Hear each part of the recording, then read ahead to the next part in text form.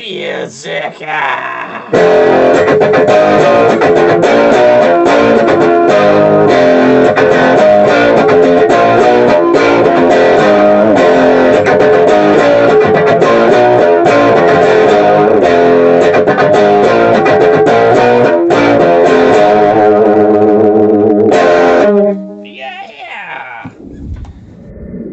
Milsurp Garage.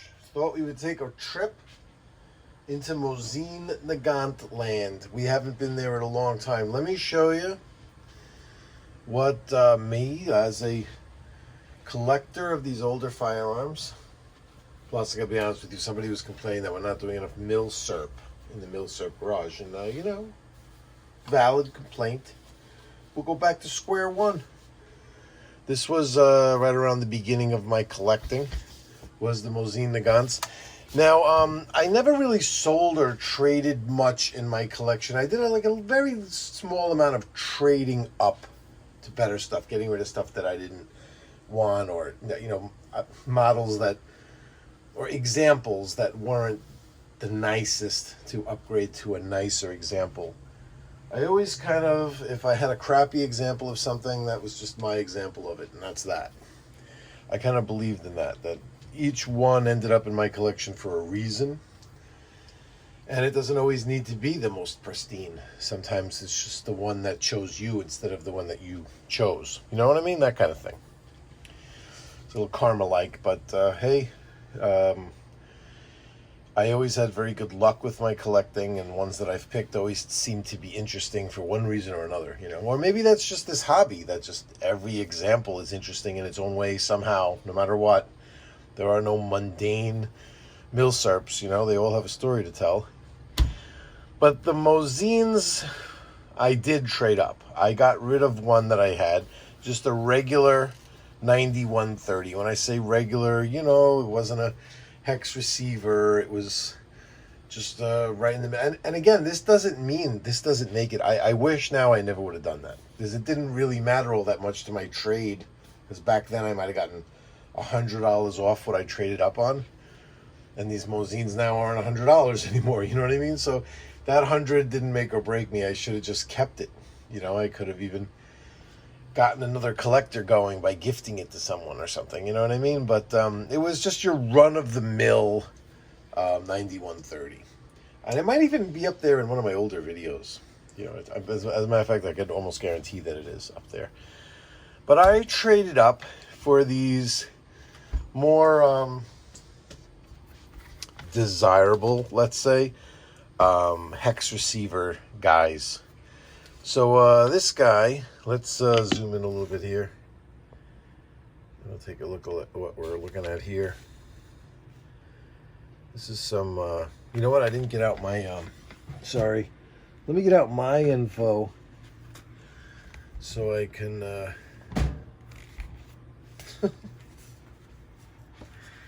well unprepared. Yeah, let's see. So the one I traded was a 1943.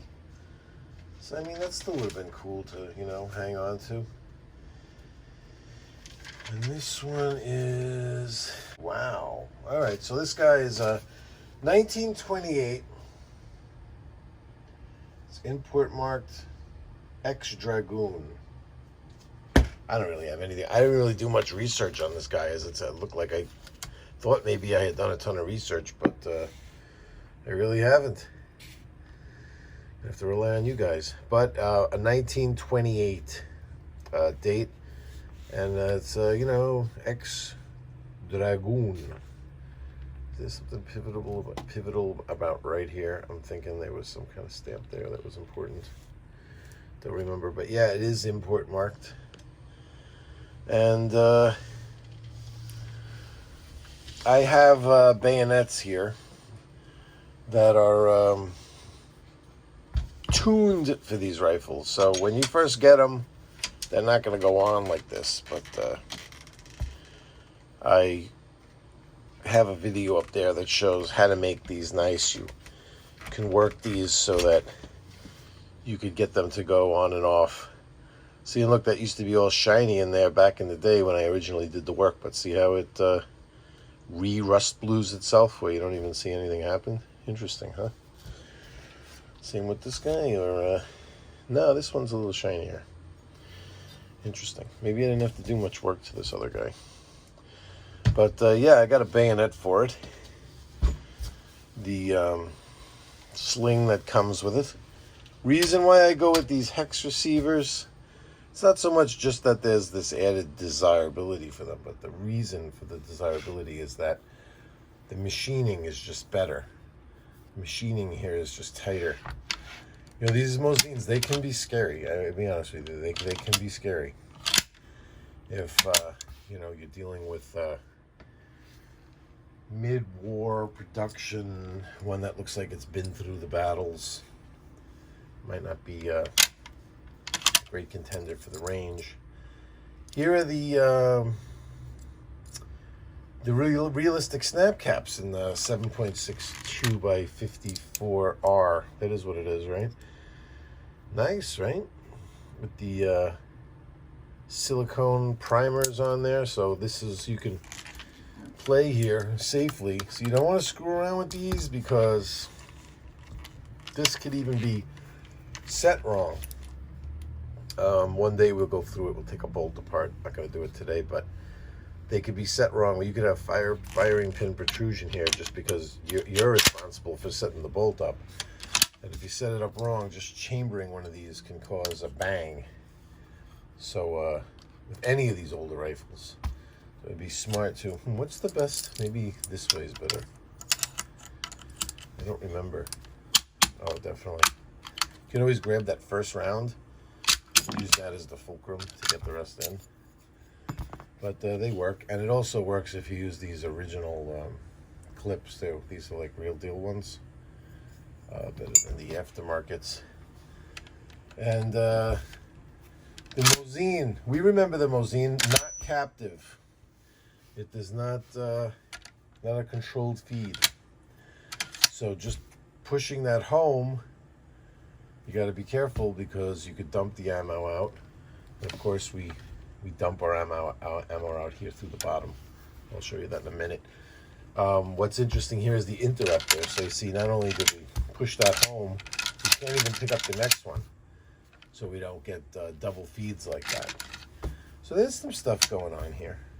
So you'd have to actually turn the bolt. Not even that much. That click wasn't it. It's that click. That picks up the round. That snaps the extractor over the round. Now we own that round. We have that round right here. We can do whatever we want with it. And when we turned it down, we hit the interrupter and let the next round come up into play. So there's another round there now to be picked up. If we go all the way back, we can't go back home again with that round. This round will now be ejected, and the next one is ready to go. But again, not going to be picked up until we turn down. And if let's just say something was wrong with this round, it didn't chamber, and we want it out of there. Okay, sorry. If we want this out of here, we can manually bring up the next round. You don't have to worry about turning the bolt all the way down and closed and opening it back up again to pick up the next round. We can manually control the interrupter just by pushing it. Don't know if you knew that, but that's pretty cool. There was a little rim lock right there. We just powered through it. And that's a wrap. And we could load them, of course, singly, by hand, which is fun. I remember getting turned on to that watching Cop 35 when I first started getting into these milsurps, watching them load them in one at a time, and how cool that was to load them into the magazine that way. Something about the way he did it that just was like that clicky noise. And I was watching his big sausage fingers push him in there with his like Bob Ross voice. It was pretty cool. So yeah, you could always dump what you got in the mag with these, with this little button right here. And you dump out everything. It's that simple if you want to unload. And yeah, that's how to play with a Mosin. Now, what really kept my interest with these Mosins, I'll tell you, there's two things. Number one was this. This is my 1935 hex receiver X Dragoon. And what really made this one jump out as a take to the range all the time gun was this brass stacker. And let me tell you, brass stacker, right? I got this thing years ago. This is all they sold. They had one of these, and they had one for the M44, which is that more carbine, the M38, the M44, the carbine version with the bayonet attached. You know the one I'm talking about. They had one for that guy. They were apparently different. They had different sights because it connects to the sights here, the sight pins, without any other kind of mount, any kind of damage to the rifle. And if you want, you can just take this out, drive your sight. I have the sight pins in a little bag in with all my gun shit. I know it's there, and I can just drive those pins right back in again. And you're just back to normal. There's absolutely no damage done at all. But now, I just checked. I just went online. I said, I wonder if this company is even still around. I don't want this to turn into an ad for these guys, but oh my God, they sell the coolest stuff. They sell, let me see if I can remember. I was going to write it down, but they sell mounts for the M39. They sell mounts for the K98, and these mounts use the sight and this cross bolt here. So it's for a real stable mount. They sell a lowrider mount. They sell like a leather scabbard to carry a rifle in, like a Winchester lever action or whatever, and you sling it over your back. Those are freaking awesome looking. They sell, what was it? It was a swivel that would go in here. That would go in this this front screw here. That was like a swivel. And what else? There was other stuff that was like there was other stuff that was specially tailored just for Mosins. And I can't remember. They really went nuts. So they had like a ring back here to help operate the safety, because the safety can be really hard to pull, you know. So there's like a ring that connects to here. All kinds of stuff. Definitely worth checking out the website. But for me, this was a real eye-opener back in the day, because this turns this into like a scout rifle. So this isn't the kind of scope, obviously your cheek is like way back here. You know, like you're looking over this back here. So obviously you're not putting your eye on this, you're not putting your eye directly on this scope. This is like a scout scope. It's a pistol scope. So I bought a Weaver. This is a Weaver. I bought a Weaver pistol scope and turned this into a scout rifle. So from way back where you're looking, you know, you have total visibility of everything that's going on around you. You know what I mean? So you could see the whole line at the range from one side to the other, just like you're standing there looking down open sights. And your sight picture is only this teeny little picture that you're seeing, but the relief on these, I think that's what it's called, that you could be so far back and the sight picture is absolutely perfect. It's like tuned exactly where it's at right now to be in the perfect spot. This does not loosen. This is solid as can be. And let me tell you how accurate this was. Like 100 yards, you can pop soda cans. You know what I mean? Like standing.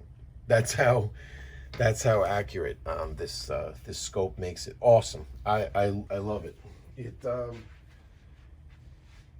It made it so fun. I don't really feel the need to modify many of these milsurps when I go to play with them, but this is an exception. This really woke this one up. And these X Dragoons, this is the way to go, in my opinion. They're not, these Mosins aren't $89 anymore. So you're gonna pay a little bit more for them, you might as well get one that has like these type of escutcheons, I think they're called, that these actually have like little teeny screws in them. You know what I mean? The overall quality of both the wood and the machining. Again, this is the 28. Can we get in there to see? There's a Tula 19. Oh, not 28. This is the 35. The 1935. I don't really have much on them. I looked through my notes here to see if I had like all kind of. Usually I'm like marking down what each marking means and all kinds of stuff, but I haven't done that with these. I've done a ton of Mosin research just on my own, but I guess never specifically tailored to my guns. This book, it's funny what happens with these books.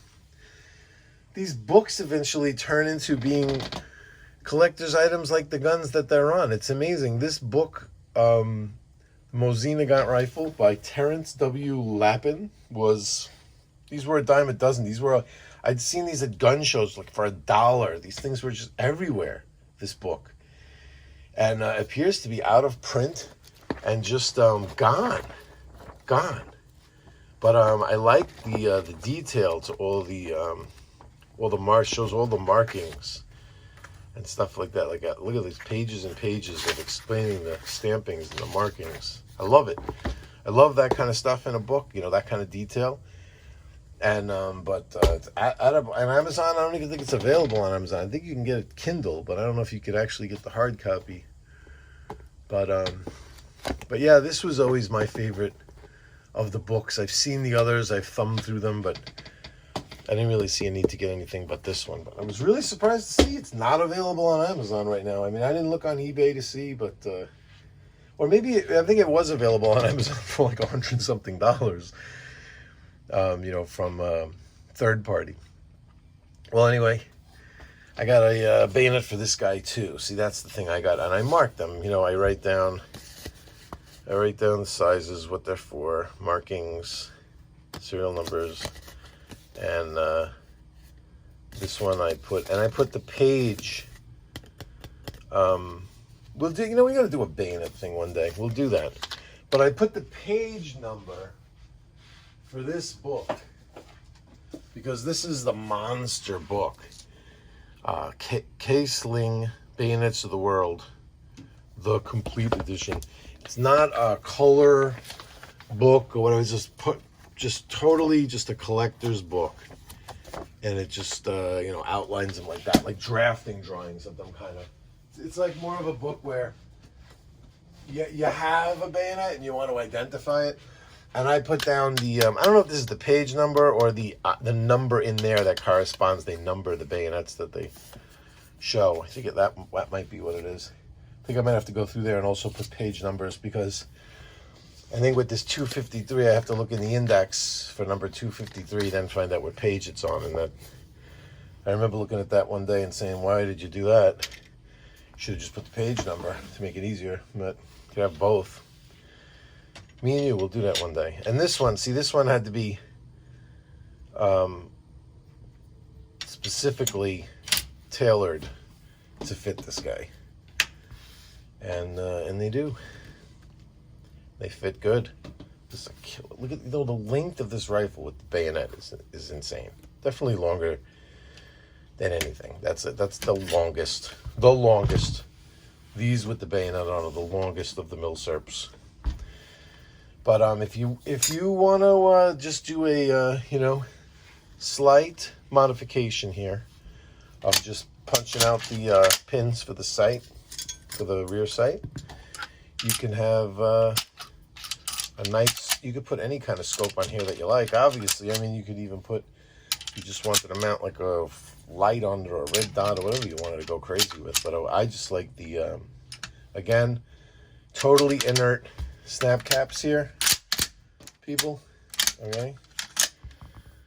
And again, same thing. We don't pick up the round here. You got to remember that, because you think it's empty. This is one of those rifles that could scare you. You know, you dump your magazine here. You did I break it? No, I don't think you could ever break it. You dump your magazine out. You know, and yep, nothing in here. close it, and bang. Someone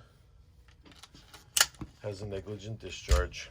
So this is one of those visual, physical, and it's way in there too, but you can get your pinky in there. You could feel that chamber. You could get in there with your pinky. Get that pinky ready. If you're a Mosin, and I'm a big guy, if I can get my pinky, look, there's a ring on the tip of my pinky from doing that. If I can get my pinky in there, you can get your pinky in there. And it should be, you should check that all the time. A broken extractor could end up in you killing your friend, even, you know, even if you turn down and cycle and go like, oh yeah, it's empty. Maybe you're not picking that one up. Maybe it's jammed in there and the extractor's riding right over the rim when you opened because the chamber's dirty. Maybe the extractor broke. I broke an extractor on a Mosin. I had to get an extractor. I had to put one in.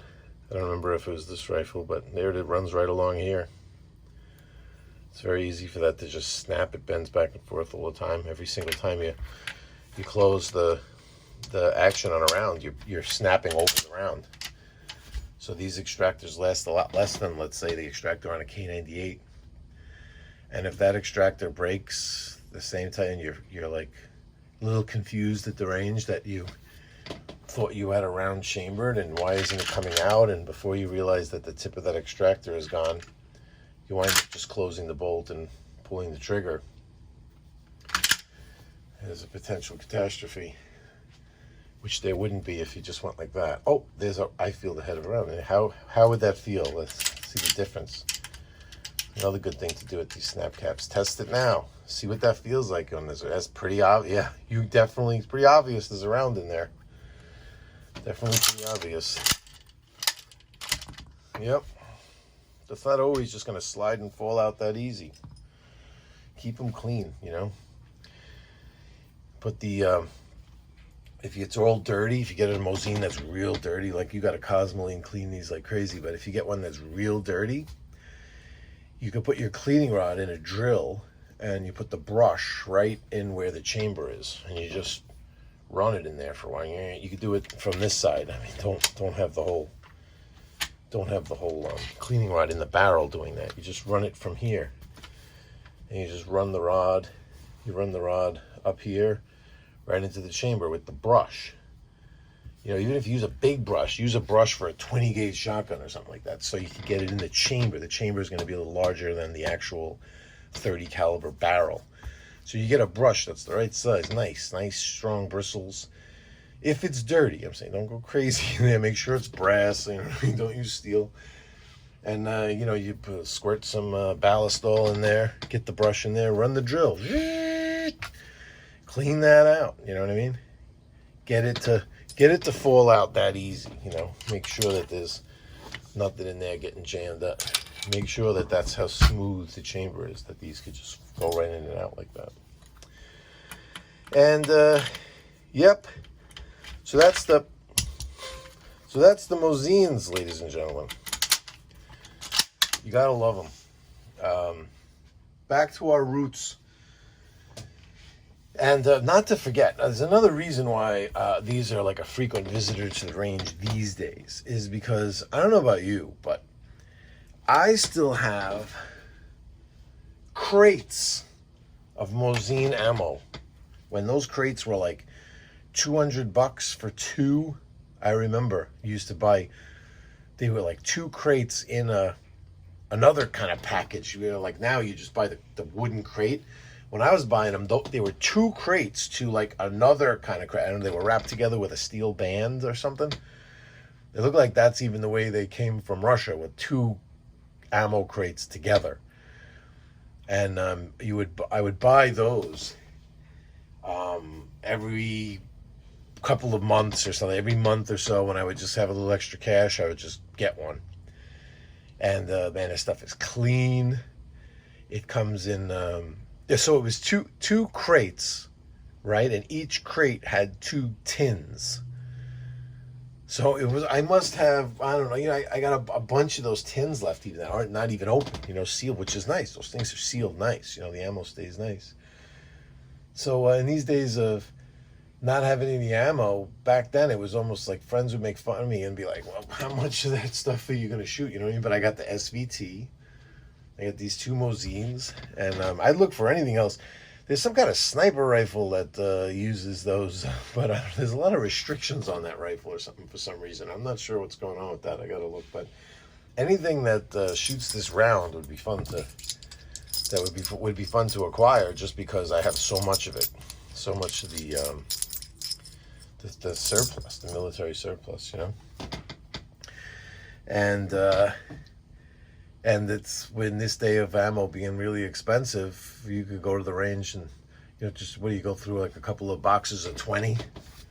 It's like, that was $80, you know what I mean? Like normally with some rifle, and you're like, now what do I do? You know what I mean? Like I just want to be here for the day. It's not even a question of like,